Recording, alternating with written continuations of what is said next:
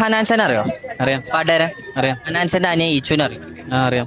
ഈച്ചു പിന്നത്തെ ISL ഗോവയിൽ കളിച്ചിരുന്ന അറിയോ? ഈ വീഡിയോ ചെയ്യുന്ന സമയത്ത് ഞാൻ അവിടെ ഉണ്ടായിട്ടുണ്ട്. ഇതിന്റെ ഇടയിൽ സെബാൻ പറയുന്ന 1-2 കാര്യങ്ങളുണ്ട്. ഫുട്ബോളുമായിട്ട് ഞാൻ വലിയ അപ്ഡേറ്റ് അല്ല എന്ന് പറയുന്ന കാര്യം ഇതൊക്കെ കട്ട് ചെയ്തിട്ട് നിനക്ക് വേണ്ട പോർഷൻ മാത്രം കൊണ്ട് എഡിറ്റ് ചെയ്ത് കാണിട്ട് കുറച്ച് വ്യൂസ് വാങ്ങാനുള്ള ഈ പരിപാടി ഉണ്ടല്ലോ. എന്തായാലും പൊന്നുമാൻ ഒരു കാര്യം ഉറപ്പായി, ഫുട്ബോളിൽ കളിച്ചിട്ടുണ്ടായിരുന്നു. ഓന് പാട്ടിന്റെ മുന്നേ പ്ലെയർ കളിച്ചിരുന്നു. അങ്ങനെ ഗോവയെ കളിച്ചിട്ടുണ്ടായിരുന്നു.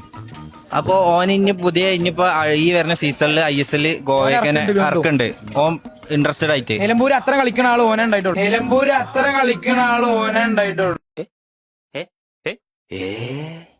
ഓന് ഗോവയും അതേപോലെ തന്നെ കേരള ബ്ലാസ്റ്റേഴ്സ് കളിക്കുമ്പോ അതിൽ ഇനി എത്ര ഗോൾ അടിക്കുമെന്ന് ഗസ് ചെയ്യാൻ പറ്റും. ജസ്റ്റ് ഒന്ന് ഗസ് ചെയ്താൽ മതി.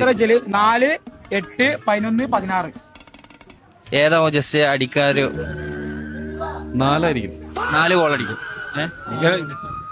എങ്ങനെ 4 ഗോൾ അടിക്കാ? ക്വസ്റ്റ്യൻ ഒന്നും കൂടി പറഞ്ഞാ. എവിടെയോ എന്തോ ഒരു തകരാറ് പോലെ. ഈച്ചു ഈ സീസണിൽ കളിക്കണ്ട്.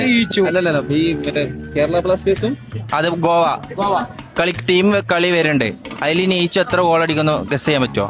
ആവശ്യം പറഞ്ഞോ. 4, 6, 8, 11, 16 ഇവിടെ ഗോവയും കേരള ഈച്ചു എത്ര ഗോൾ ജസ്റ്റ് ഗസ് ചെയ്താൽ മതി. എങ്ങനെ 4 ഗോൾ അടിക്കും. ഓക്കെ, എന്തായാലും ഇത്ര നല്ലൊരു ഫുട്ബോൾ ഫാൻ ഞാൻ ആദ്യമായിട്ട് കാണാം.